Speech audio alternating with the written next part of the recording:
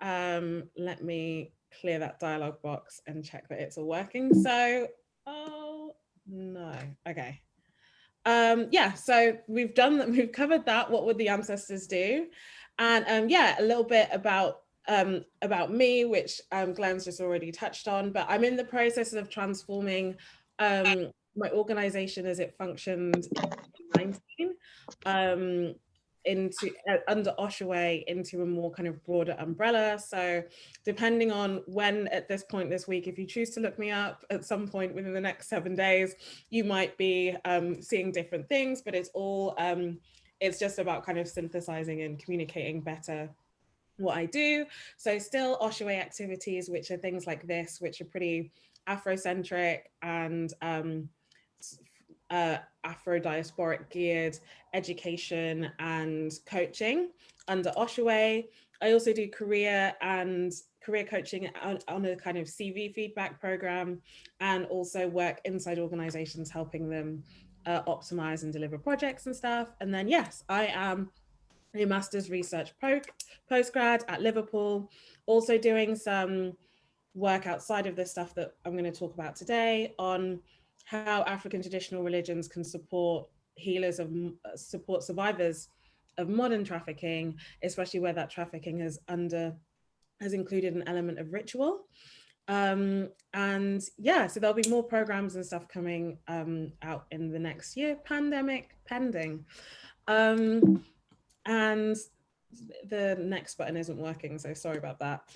So yeah, so today's talk has actually been really interesting for me to come back to and write, because it was confirmed in February when the world looked really different to how it looks now. So it's already quite a long lead time anyway, but then when you've had the kind of shifts that we've seen.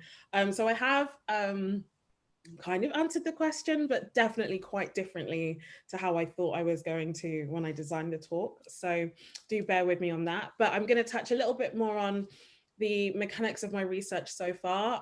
I was halfway through part-time when I paused for the pandemic.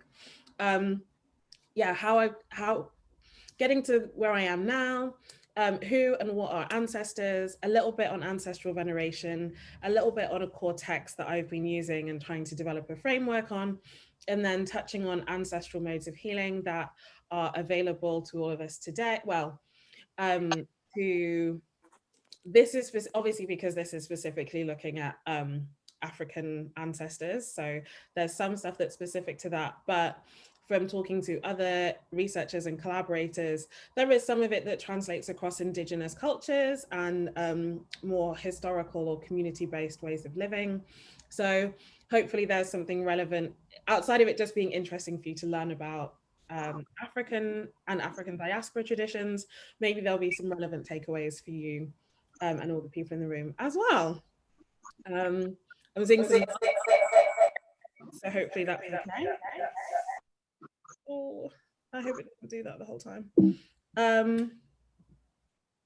Yeah, great. So how I got here, was it Brexit? I don't, obviously, like, no one wants to give credit to Brexit because a mess. But actually that was the catalyst for me asking a lot of questions that I was already thinking about a bit more aggressively, because Brexit showed me that my then conception of my identity was actually like very unacceptable to a number of people who I just didn't really think would care that much. So it definitely gave me a different lens with which to look at myself and my history. And I came to choosing my research topic because as I was looking into answering questions for myself about my ancestry, I kept hitting an academic paywall. And so I thought, off to uni, and then maybe I can get funding. I chose Liverpool off the back of actually following Professor Diana Jeter, who, if any of you have been in the university, will know. I went to a very large conference and saw almost everyone who could get there present. And she really stood out as having like great research with a great kind of ethical angle and interest, and also being a great expert in my field. So eventually I came to follow her to Liverpool. And what I'm working towards is a kind of understanding of resistance that isn't so linear or so based on these kind of superhuman figures who arrive in the story typically later in their life. I mean, you might find out a little bit about where they were born and what their parents were like, but then they tend to like pop up. It's kind of like like Jesus in the Bible, that kind of effect, where they pop up fully formed, age 33 or 27, like making these radical revolutionary changes, and you don't really find out about how they had to grow and evolve as a person, and how you get from, you know, being born to really wanting to stand up for values and rights. And so my plan has been to see whether there's enough in the archive to kind of create a narrative framework for that. And so talking about African traditional religions, there are many different ones, and even within those different ones there will be geographic or familial delineations. And so even families or even like neighboring families might have things that they do slightly differently. They're also not temporally static. So African traditional religions is a term that's used to refer to the most traditional ones and also to more kind of recent permutations of these traditions. And that includes also the diasporic versions like Haitian Vodun, where if you're trying to define them as traditional in our most literal dictionary sense, that's not necessarily going to translate that well to what we're actually discussing.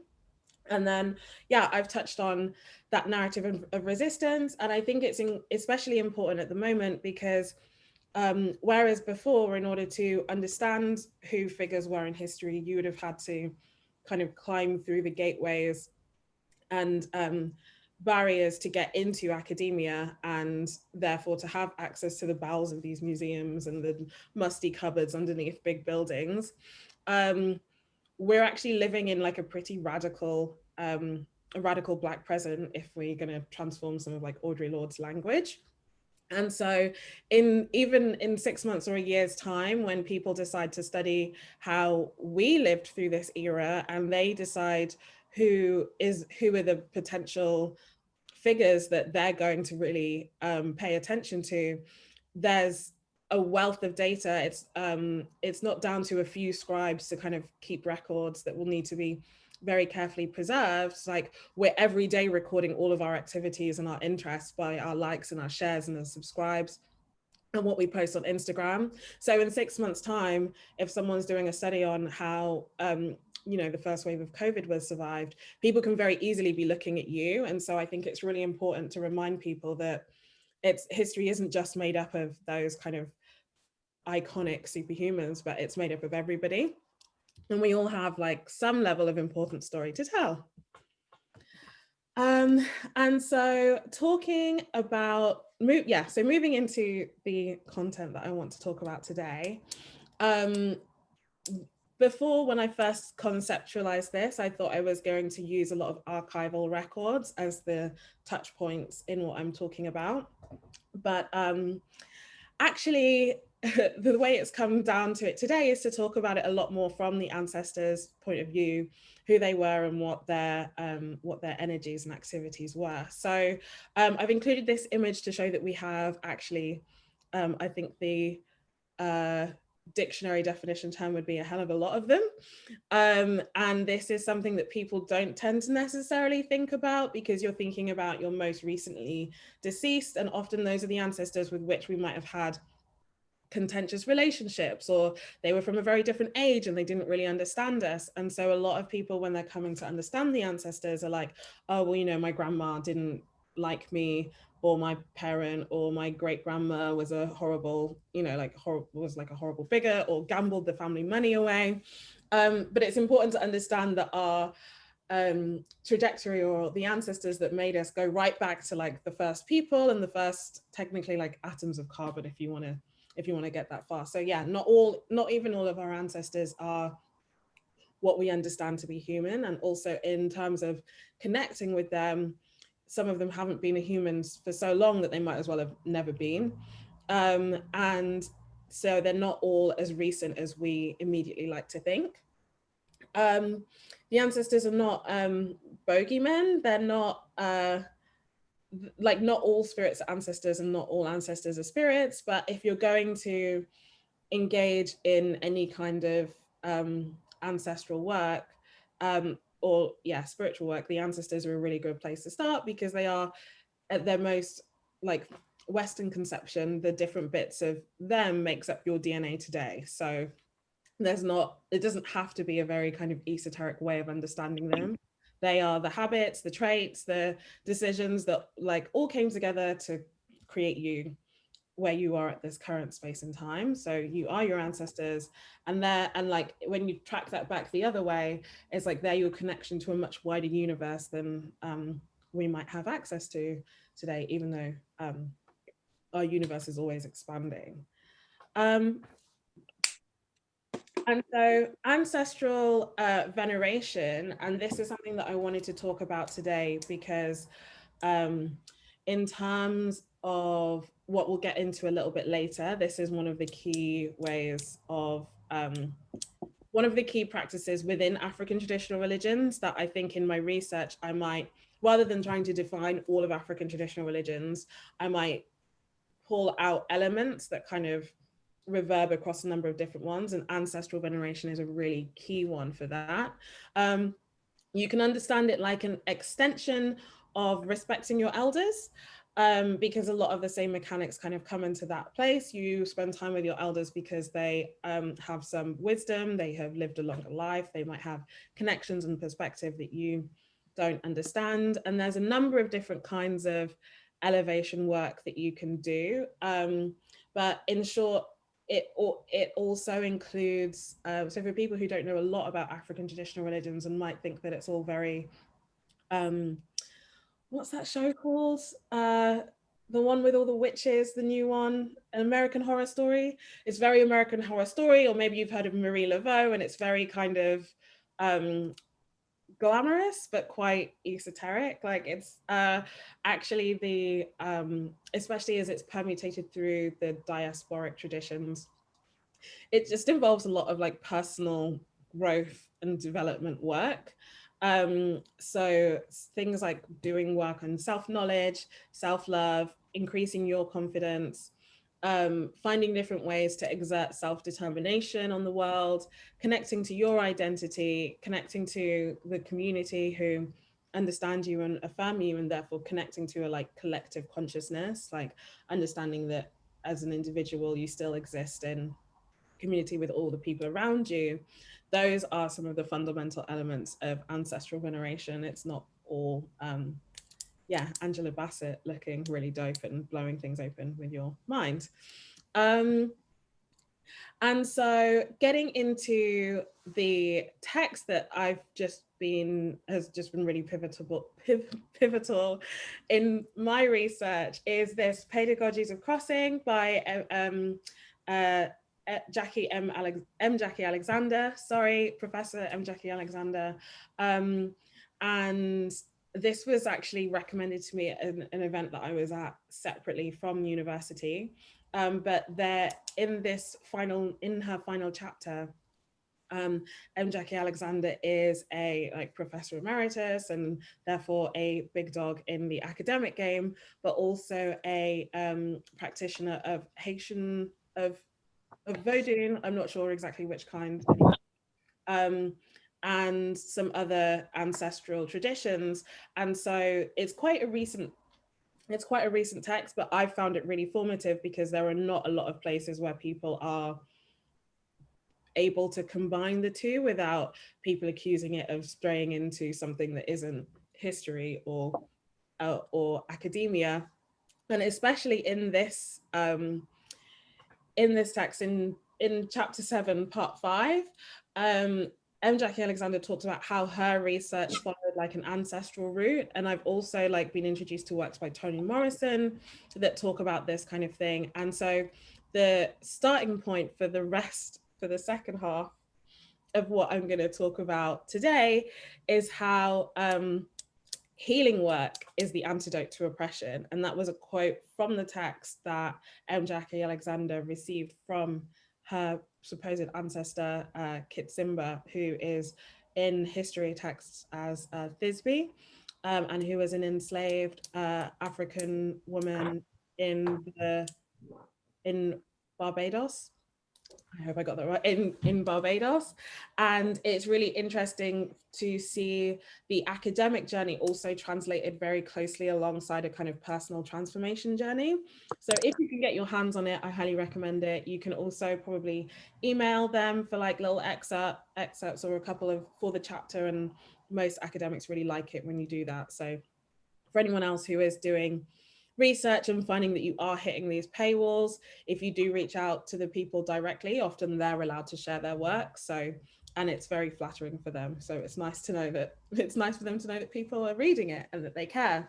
And so, yeah, this is again where I strayed a little bit from how I thought I was going to do it originally, because some of the things that I thought I would have to talk about in February have now become kind of public language, and therefore I don't have to do as much of the education piece that I thought I would do. But I think it's really important, and what I'm not seeing as much space for is that, yes, we have all this new language and all this new community and all this new energy around the changes that we need to make, but actually in order to make changes you still have to be feeding yourself and your communities as people, and you can't pour from an empty cup. So yeah, we came to healing work as the antidote to oppression, and I'm going to talk about different modes of ancestral healing work from this point out. I feel like actually I might stop if anyone has like a question at this point. I'm going to take maybe like one. Should I check in the chat? Or Glenn, have there been any questions? Not just yet, Mara.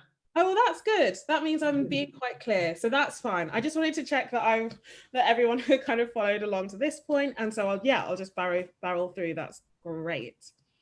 And so this is also to go a little bit further into, I know a lot of things have become public language now, but what I've really found aggressive, surprising, maybe not disappointing is the wrong word, because it's history, so it's tiring to constantly be disappointed by people doing the same things that they've always been doing.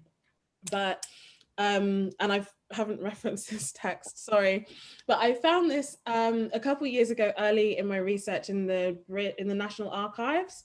And it's a letter from some Lord person who's been stationed in Jamaica. And he's writing back to some Lord person in England about how they're maintaining the colony and society there. And I was really surprised to see, like, in plain language at that time, that the text goes on to talk about how the superstitions of the Africans are really sticky, and how they refuse to give up their traditional cultures, and it doesn't matter how violent you are with them. Actually, if you catch someone being a leader in that space, and then you publicly assault them as a means of punishment, how actually that becomes seen as a mark of respect. And so they are talking. So basically, he comes to the conclusion that people who they perceive to be criminals or transgressing the laws that the British want to uphold need to be shipped away, because that's scarier, and that also another religious system or spiritual system has to be introduced. So he proposes introducing Christianity, and that's the start of why Jamaica is like full of churches, and obeah is completely illegal, and people are still afraid of it. Well, they don't know anything about it today because it was driven so far underground. And I always find it interesting, again, that actually a lot of the way that we're told about history, or that we're taught about it, is kind of in movements and generalizations, but actually there's always specific individuals who are at the heart of making these decisions, and it's individuals making decisions all the time that perpetuates this. So you're healing from kind of a mismatch in story and how things are taught. So it's like targeted misinformation, changing of stories, and gaslighting, because on the one hand you're like, well, I can see the reality that I'm living in now, so it had to come from somewhere. And then you can go to the history books, or if you turn on the History Channel, and there'll be no real conversation about it. So either you've made it up, or and then that means that you're talking with people who think that you've made it up, or it's not as big of a deal because your experience doesn't match the overall kind of lay of the land of the conversation. Um, and yeah, so in combat to that, the first healing modality that we're going to talk about is sacred space. And the text kind of touches on this through the idea of centering, and that and this idea of balance and connection with the universe. So as humans, the same stuff that makes us is the same stuff that makes the fire that keeps the universe going. And so that it speaks to this kind of idea of needing to keep equilibrium, and how disequilibrium can be a problem. And so the quotes that I've put there are further highlighting that. And the image is a artist's rendition of a veve. And veves are the spiritual technology used to welcome and draw the Loa, which are spirits in Haitian, in Vodou, Haitian Vodou, I think specifically.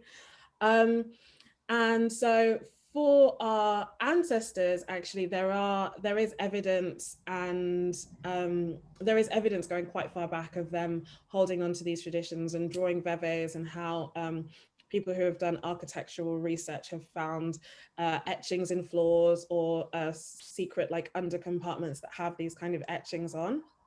And I think for us, as we're understanding how our ancestors would use that same methodology to protect themselves today, it's about creating sacred spaces in your life that connect you to the energies that you need. And we can be very easily slip into having the TV always on, or always having your phone, or not actively taking time to be like, you know what, I've just barreled through this week, but who are the 3 people who I enjoy connecting with and who always make me feel positive and happy? And let me take this half an hour to reach out to at least one of them and create what is the modern version of a sacred space, where you're not constantly on the back foot of being barraged by things that don't really serve you. Obviously within obviously within communities of practitioners of ancestral or indigenous crafts, there are other ways and more kind of specific ways of creating sacred spaces, such as having altars in your home. But one thing that I have also seen is that, my heritage being part Caribbean, a lot of Caribbean homes have things that a spiritualist can recognize as an altar. It might include family photos of recently deceased, or family photos of like graduations, but the way that it's specifically set up, and the other elements that end up in those same areas, quite specifically speak to even a kind of like unconscious perpetuation of some of these traditions. And then sometimes it's even it's conscious and it's on purpose, but people just aren't shouting about what that is. The next healing modality that I think is an interesting thing to touch on for our ancestors, and therefore for us today, is this idea of knowledge. And the quote that I've used in here, it's a long one, so just to highlight the most important bits for me, was that Jackie Alexander is being spoken to by Kitsimba, and Kitsimba is saying that for this about to be very eminent academic, her answers needed to come from a source different from the ones that she had mastered in books, and that the answer to many things lay actually within her own hands and her practice. And I think this is something that we're starting to see a little bit more of a focus on. It's in academia, but also in the world, in that you can have read a lot of books or have come from a certain school or background, but that doesn't necessarily mean that you're able to deliver, or that the things that you know are going to be able to be useful to other people in your network or in your community. And so the idea of so using this idea of knowledge, and when it comes to the ancestors, like ancestral wisdom is obviously, it's made very tangible in this text, but this is one of the very few spaces where I think it is made that tangible for people outside of a practicing community.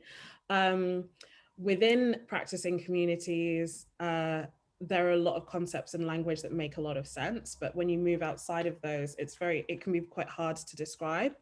But there are languages, and in the same way that your emotions, we talk about gut reactions, or if you are going to say something really important, like say it with your chest. I don't know if that translates outside of the Black community, but we say, you know, if you're going to say it with your chest.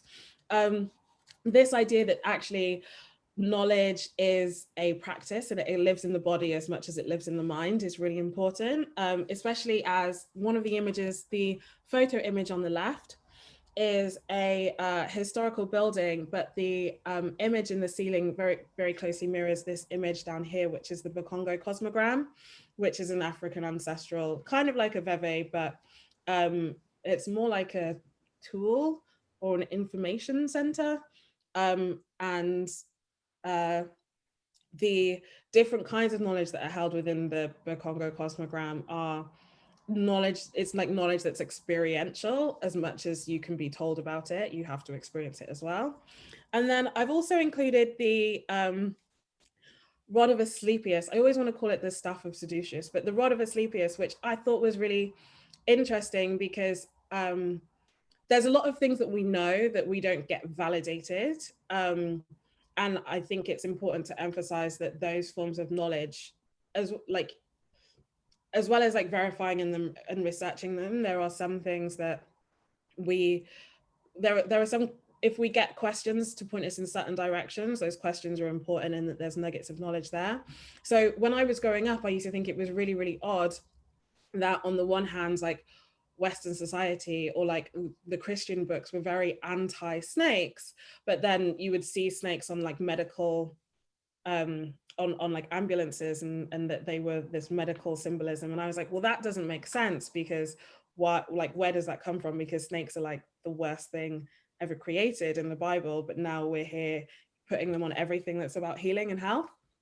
And yeah, the learning about things like the rod of Asclepius and how like the Asclepius was the god or deity in charge of healing and medicine, so helped bring or bridge the gap into also like how this archetype existed in African communities as well. And there's the archetype of like an old medicine man who actually walks around with a rod with a snake on it, and how snakes were used for knowledge and medicine. And in African traditional religions, there are a number of different forms or interesting things that involve this idea of snakes being the source of life or the source of wisdom. And so sometimes contradictions that you see, it's important to explore those and continue to ask questions, and not just, like our ancestors were not able to, obviously, not just take for granted that because someone with a big book and a few letters after their name is saying that this is the facts.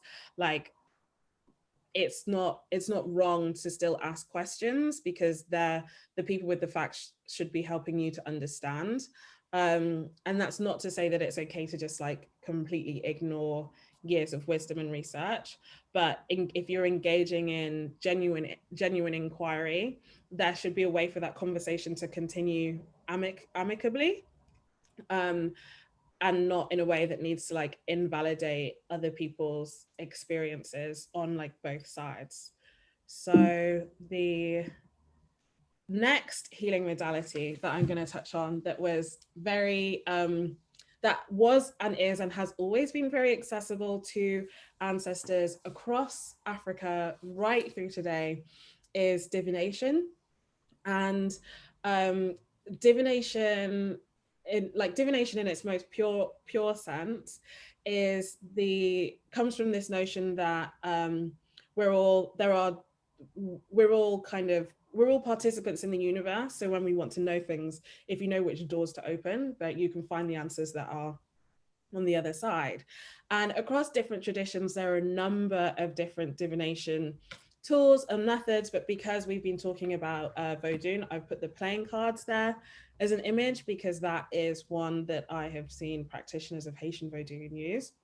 But it also means as well that there are a number of other things that can be used for divination, like leaves, clouds, tea leaves, other like jewels, the Ifa Pele in Ifa, and then in Santeria there, I think it's also playing cards that they use. Or cowrie shells, or a number of different things. And the idea of divination in when you're practicing an African traditional religion is that you go to get answers about the things that you almost are not even sure you really need answers for.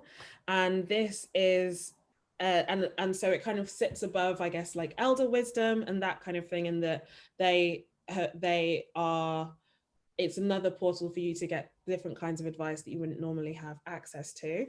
And so I've put in, I'm aware that I'm running out of time, so I'm going to skip through some of the quotes and stuff, but I think I can share the slides after.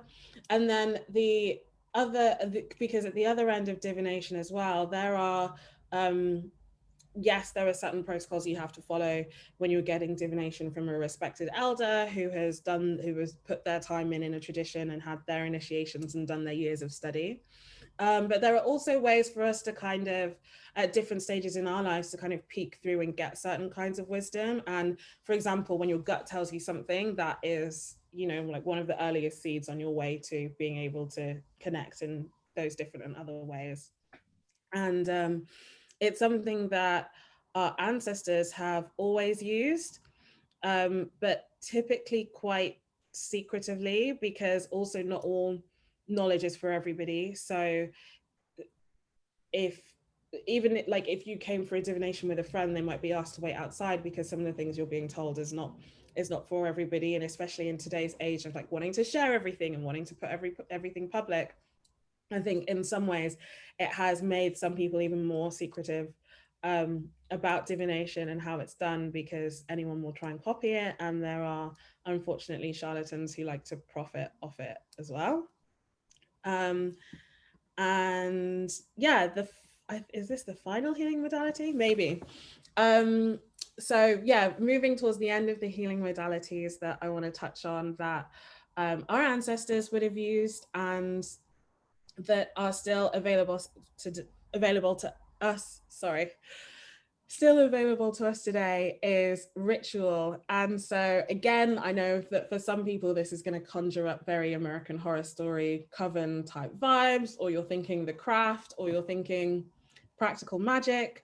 And yes, those are all examples of ritual, but we're actually all day every day engaging in things that are ritual. Every time you pay for something, that is in it, that is you like physically, mentally and spiritually engaging in a transfer that is in some ways a ritual, because you validate those people. With anyone who's even tried to start a business knows that when someone pays you for a service that you provided, there's a lot more that comes with it than just the actual cash that lands in your bank. And so we're always participating in rituals, getting up at everyone in the morning normally has some kind of rituals that they go through, whether it's making a cup of tea, or going for a run, or scrolling through Facebook. All the times, all the different ways we choose to spend our time when we get the choice, that is normally us engaging in some form of ritual. After you, in more serious situations, after you've been for divination, you might be prescribed ritual. And so there's a little example there of a client undergoing a ritual because she is having some bad luck, some that's hers and from her choices, but some that's from other people who just don't wish her well. And so part of the ritual is about mentally, spiritually, and physically moving energies and issues like through the body, off the body, or away from you, which is the example that I've put there. But also, I think the kind of new trend of like our ancestors today would be probably partaking in these. It's like kind of the language of self-care, things like going to therapy, things like making time for yourself in ways, in like very specific and intentional ways to get the things that you need. Those are ways, I guess, people are starting to reclaim ritual back from capitalism, because at the moment, if you listed out all the rituals that you partake in, most of them would be around working and earning money, and normally someone else is the one pulling the strings on that.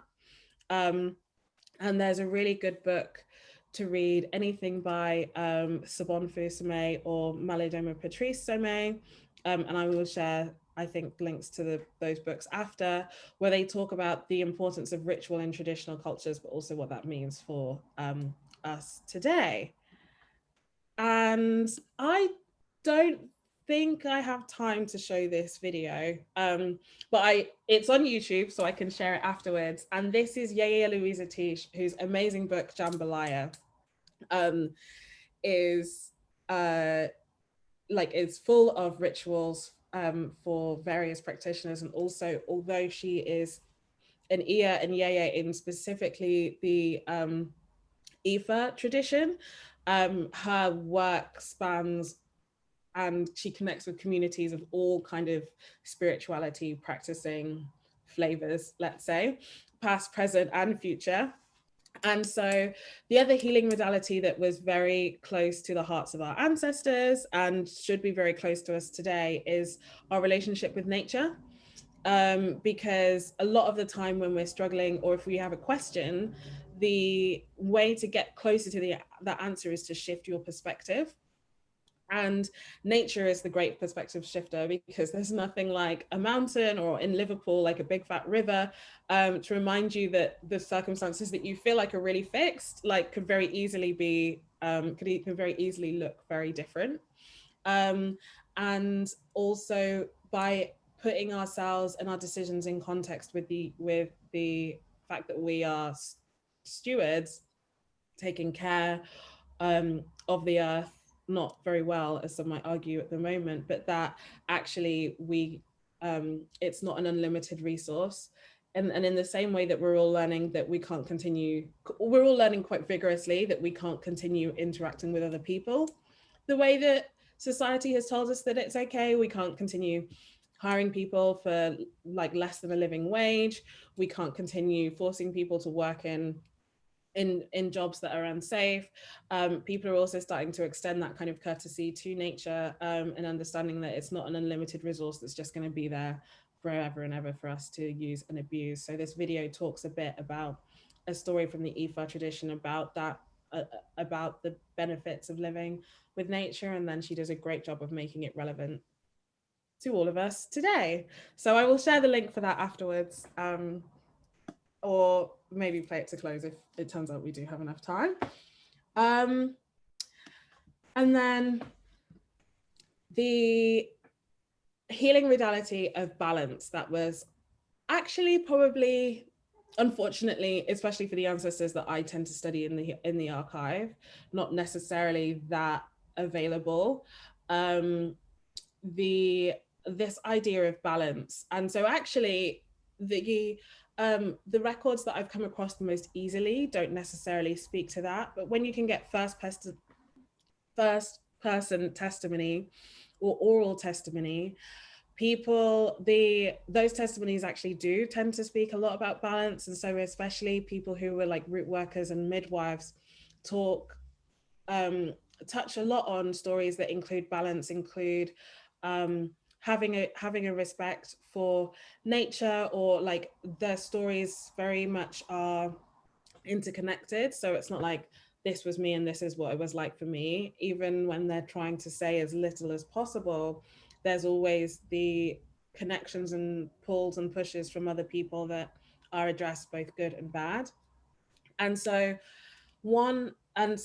for today, I think it's doubly important for us to be seeking balance, because this idea of the work on the outside needing to mirror the work that's done on the inside is really important, because we're kind of living in a time where it can be very skewed to one or the other, where you can be like, no, I'm not going to participate in capitalism. I'm going to do this. I'm going to do it only for me. I'm going to cloister myself away and live a very ascetic life. Or it can be it leans too fast the opposite, and people are very busy creating public personas that don't necessarily match the internal work. And so the idea of, I guess, kind of rounding this out is this idea that to be successful in your healing work, it needs to take place at on several levels. And they emphasize that the one of the highest ones of these is also the symbolic. And I think that's where, if you're struggling to find balance, thinking about the, like, if what I was doing was to be perceived by someone who was understanding what I was doing as symbolic, how would it be perceived? Would it seem authentic or would it not? Is a really great way to understand whether we are moving in balance. Because if an alien was to see what you were doing, the questions that they would ask would quite vigorously highlight whether what you're doing makes a lot of sense or a little bit of sense or none at all. And also, I think small children are really great for that, because they will very quickly be like, if you tell a child, oh, you should do work that makes you happy, but then you say you had a horrible day at work, they're going to be like, but you said that work should make you happy, so what's going on?